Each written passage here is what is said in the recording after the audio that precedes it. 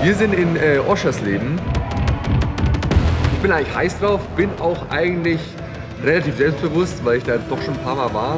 Bin aber mal gespannt. Ich hoffe mal wieder auf meine Bestzeit unter die 30 zu kommen. Dadurch, dass es am Lausitzring so gut lief und das Motorrad lief, die Ergonomie gepasst hat, haben wir jetzt erstmal nichts weiter verändert.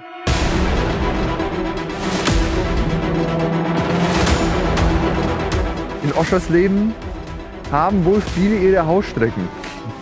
Irgendwie gefühlt war anscheinend jeder schon mal in Oschersleben und gefühlt ist auch irgendwie jeder schnell. Ich glaube, ich muss auch noch mal ein bisschen mehr einfach an meine Grenzen gehen.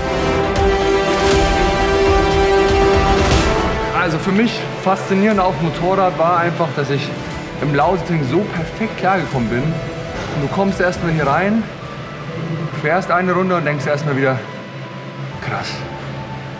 Irgendwie fühlt es sich an wie ein anderes Motorrad. Vorne werden wir einen SC2 fahren, einfach um Erfahrungen damit zu sammeln. Ja, war eigentlich doof, dass ich ein bisschen zu spät rausgefahren bin. So habe ich gemerkt, ey, ich laufe natürlich gleich auf die ersten irgendwie auf. Musste am Anfang sehr viel überholen, was natürlich total dumm war. Ich habe nagelneue Reifen drauf. Am Anfang haben die einen super Griff und lassen dann natürlich von Runde zu Runde nach. Ich muss auf jeden Fall sagen, der SC2 war echt gefühlt besser. Sie war irgendwie bremsstabiler auf dem Vorderrad. Ich habe ein richtig schönes Gefühl gehabt fürs Reinbremsen. Startziel runter, schaltest du 3 Gänge. Falsch. Ja, Dann rum, bremsen und bevor du so umlegst, dann 2.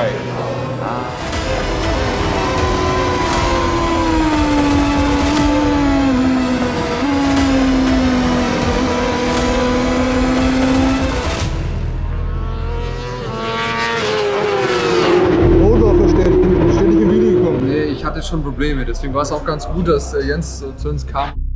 Wir müssten eigentlich einen 46er hier fahren, einfach damit die Schaltpunkte mit dem Kurs besser übereinstimmen.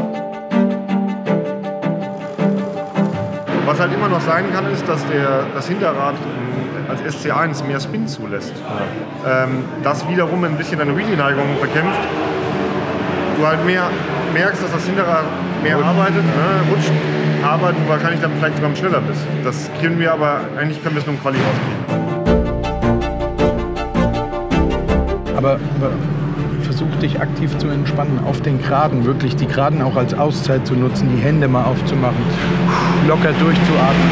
Und versuch hier nicht beim Pushen, nicht zu sehr auf Druck zu pushen, dich zu verkrampfen, weißt du, wie ich meine? Naja. Ja, falls es regnen sollte, müssen wir natürlich nochmal mit Flo von Code Factory telefonieren, dass wir da nochmal zumindest die Option haben, ein Setup auf Regenbasis zu erstellen. Sobald wir natürlich jetzt schon um 17:30 Uhr Starkregen einsetzt oder die Fahrbahn nass wäre, dann würden wir den Turn ausfallen lassen. Ich dachte mir beim Qualifying, ja, ich habe mich so bei 31 eingependelt, konnte irgendwie nicht mehr pushen, habe gemerkt, Kraft lässt ein bisschen nach. Lukas hat dann gesagt, so auf die Art, was mache ich denn hier schon? Sie fahren noch 5 Minuten. Da war ich dann auch schon halb in der Box und dachte mir, ja blöd, merke ich mir fürs nächste Mal. Also sprich, da auch kein Launch Control Start geübt und im FP1 und FP2 habe ich es auch verplant. Wir haben wenig Einstellungsfahrten, hier zwei Stück. Den zu unterbrechen ist halt bitter. Der letzte wird die Quali sich eigentlich nicht lohnen. Wir werden da keine Zeit gewinnen.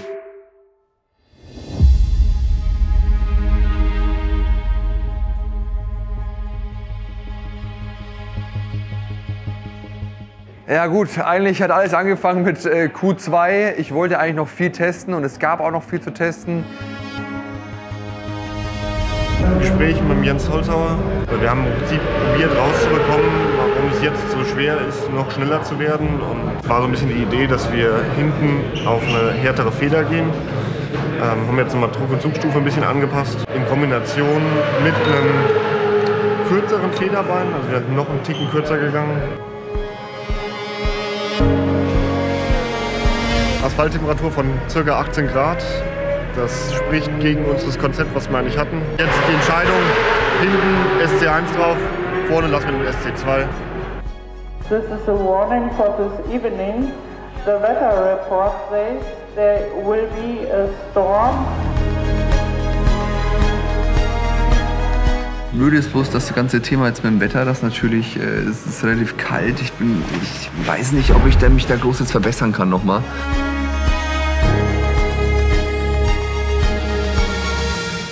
Wir sind rausgefahren und wirklich... Genau in der Minute hat es richtig eklig angefangen. Also genauso dieses Ticken zu viel, dass es eigentlich keinen Sinn macht. Die Fahrt wie wenn es trocken ist. Ich würde sagen, wir fahren. Ja, ich fahre mal wegen neuen Fahrwerk, wegen Federbein. Scheiße.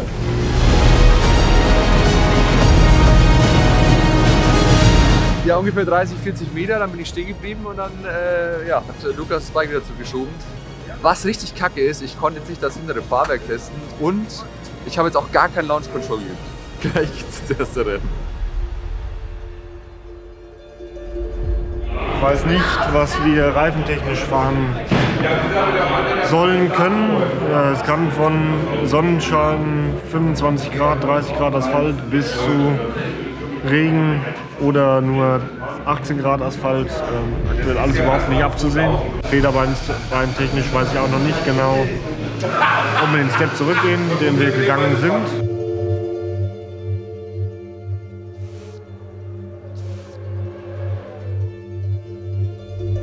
Pass auf, die Sache ist ganz einfach. Es kann dir eine Sekunde bringen. Oder nicht. Oder es kann dir auch eine Sekunde nehmen. So, und das sind die typischen Entscheidungen im Leben, im Motorsport. Schwierige Entscheidung, aber jetzt mal unter uns. Was hast du zu verlieren? Ansonsten brauchst du eigentlich was dich nach vorne bringt. So, wenn es übertrieben gesagt, wenn es funktioniert, kannst du vielleicht Top 10 fahren. Wenn nicht funktioniert, wirst du 15.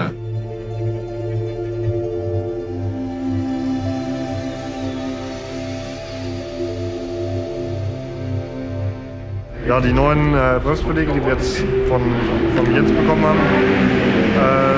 haben natürlich den Faktor, sind viel konstanter, haben einen höheren Reibungsfaktor, dadurch ist die Bremse viel direkter und langfristig auch feiner zu dosieren.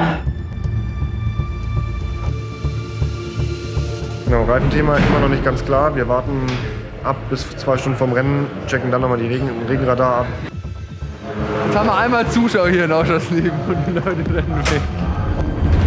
Also was ich jetzt so schon mitgekriegt habe im Fahrerlager ist auf jeden Fall, dass alle so sagen, endlich mal ein Influencer, der auch richtig schnell Motorrad fahren kann. Also weil sonst denkt man immer so ein bisschen über die Influencer, wir Rennfahrer sind so ziemlich schnell und die sind vielleicht nicht so schnell und kriegen aber alles irgendwie gestellt und wir müssen für jede Sponsoren kämpfen. Er kann aber auf jeden Fall absolut Motorrad fahren und ist auch total bodenständig, total sympathisch. Ja, irgendwo dann auch eine Verantwortung von mir zu entscheiden, welche Reifen. Und wenn man dann selber nicht fährt und natürlich irgendwo ein Ziel vor Augen hat, ist es natürlich hart, eine Entscheidung zu treffen und dann noch so kurz vorm Rennen. Aber wir sind gut vorbereitet, das ganze Werkzeug liegt parat, für hinten vorne. Wir kriegen Unterstützung aus dem Team Holzhauer, HRP. Und somit sind wir eigentlich gewappnet, noch kurzfristig Entscheidungen zu treffen. Wir stecken jetzt um auf Regenreifen, weil es gerade noch anfängt zu nieseln. Das Rennen startet 20 Minuten später, das heißt in 25 Minuten ist Rennstart. Aber da wird die Fahrbahn auf keinen Fall komplett abgetrocknet sein. Scheiße gebaut. Das Rad ist falsch rum.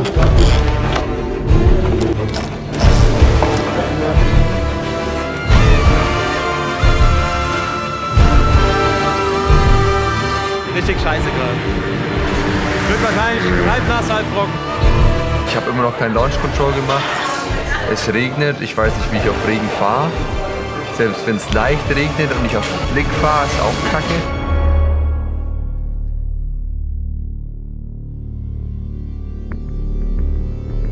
Dann ging's los zum Rennen.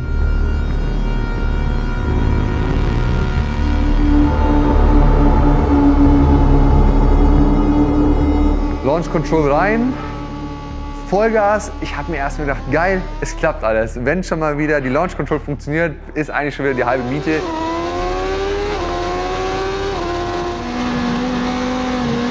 Ich erstmal rausbeschleunigt auf der Gegengerade, bam, erstmal einen schönen Rutscher gehabt. Das sind genau diese Mischbedingungen, auf die wirklich keiner Bock hat. Man sieht gleich, ich schaffe auf Start und Ziel eigentlich gleich richtig Meter zu machen. Ich habe, glaube ich kann es nicht genau sagen, aber ich würde ungefähr schätzen, 4 bis 5 Leute überholt an einem Stück auf der Start und Ziel und bin richtig gut weggekommen. Letztendlich konnte ich nie genau sagen, welcher Platz ich war, weil ich habe ein bisschen Probleme, meine Boxentafel zu lesen.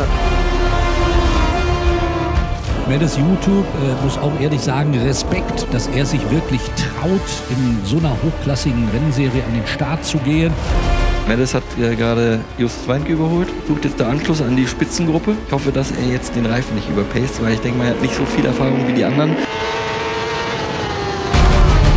So, Attacke jetzt hier von Medes und macht das blitzsauber. Stellt hier Michael Giladi erst einmal eine Position weiter nach hinten und damit Platz Nummer 4. So, das wird da vorne jetzt wirklich noch ein Dreikampf, Tommy. Guck mal hier. Da fährt der Medes einfach mal hin rein. Und hier auch schlau wie Sau. Fährt ganz in den nassen Streifen außen rein, ganz anders als die anderen. Vor mir dann nur noch Dominik Blersch, hat ziemlich gut angezogen, habe aber gemerkt, ich komme schon ran. Medes YouTube, der hier sein zweites Rennen im Rahmen der IDM fährt und mit einem Wahnsinnsmanöver da innen reingeht und das hält er. Wahnsinn. Erstmalig führt ein YouTuber sogar. 55 gegen 53 im Moment mal das Duell um den Sieg. Letztendlich wieder mein Stiefel gefahren, habe ein paar Fehler gemacht. Eingangs Hasseröder, Blersch jetzt auf der Innenlinie, reicht nicht für einen Angriff. Jetzt aber Medes geht weit. Ja, geht zu weit.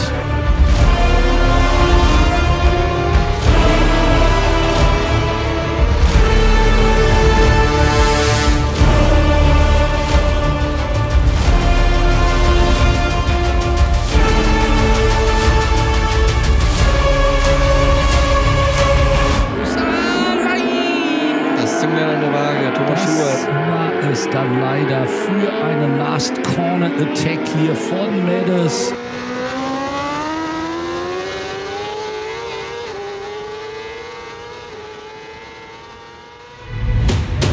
Wie geil ist das denn? Ich habe es überhaupt nicht gecheckt, welcher Platz ich überhaupt bin. Ich lese ja keine Nummern drauf, und von daher habe ich überhaupt nicht gecheckt. Geil. Was meinst du, wie gewinnt man? Ich habe ehrlich gesagt nicht gecheckt, dass ich Zweiter bin. Ich dachte, da kommt noch eine Gruppe vor mir. Aber es ist erstaunlich, was so ein Regenreifen alles machen kann bei trockener Fahrbahn. Ne? Also das Ding ist, ich kann es gar nicht so richtig fassen. Ich habe es ja nie gecheckt, dass ich so weit vorne war. Aber mich ärgert es jetzt natürlich im Nachhinein, weil ich war ja ein paar Mal vorne. Und ich habe mich dann nur ein paar Mal verbremst. Es war wieder Dummheiten von mir selber eigentlich, dass ich den ersten Platz verschenkt habe. Aber gut, ich glaube, man muss sich auch einmal mal freuen. Jetzt, das ist also zweite Veranstaltung, zweiter Platz. Alles gut. Hier hat er halt eine richtig geile Plattform, wo er sein Talent unter Beweis stellen kann. Schon am Telefon sage ich sehe ihn in den Top 10 im Pro Superstock Cup. Und da hat er auch gesagt, boah, 50, ey, oh, meinst du, das ist nicht irgendwie zu heftig? Sage ich, nein.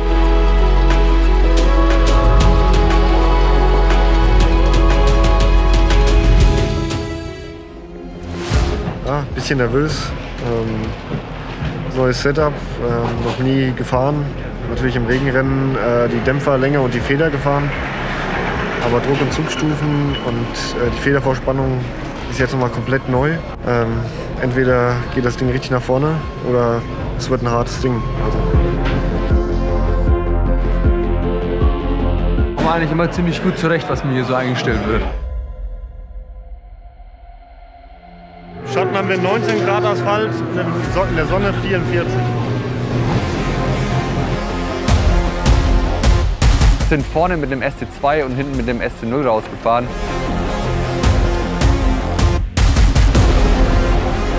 Ich bin von sehr, sehr weit hinten gestartet, hatte quasi wirklich das ganze Starterfeld vor mir. Ich hatte wieder Probleme mit Launch Control. Ich habe wieder schön Panik bekommen, habe irgendwie mit der Kupplung was hingemodelt. Aber ich habe schon gemerkt, okay, das war auf jeden Fall kein guter Start. Einmal rumgefahren, wieder aufgestellt und Gott sei Dank hat es dann funktioniert.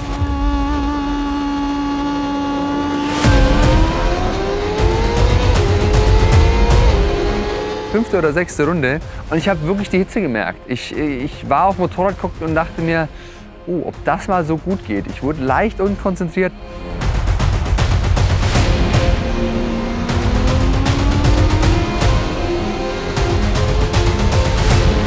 Und einmal aus der Hasseröder raus beschleunigt. Ich wollte irgendwie dranbleiben und habe erstmal einen schönen Highsider bekommen.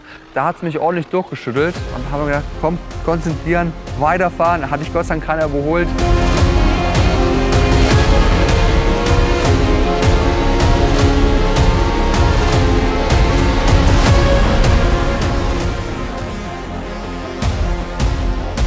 Und dann hatte ich irgendwann die 2 BMWs vor mir. Ich habe gemerkt, ich war fertig, habe aber auch gesehen, dass die 2 vor mir, Max und Udo, auch ziemlich mit der Hitze zu kämpfen haben. Ich hatte wirklich gemerkt, okay, ich komme immer weiter ran, ich komme immer weiter ran. Ich habe nur gesehen, dass Max sich da irgendwie so ein bisschen verbremst hat. Es war eigentlich eine ziemlich coole Situation, weil so habe ich gar kein großes Überholmanöver gebraucht, konnte einfach so schön an ihm vorbeifahren. Es ist noch eine Runde. Ich muss jetzt wirklich pushen. Ich muss irgendwie schauen, wo ich Udo überholen kann. Sonst wird das nichts mehr mit meinem 11. Platz. Hasseröder raus und es war eigentlich eine sehr ungewöhnliche Stelle für mich zu überholen. Ich war ambitioniert, habe mich daneben gestellt und war eigentlich ein sehr sauberes Überholmanöver.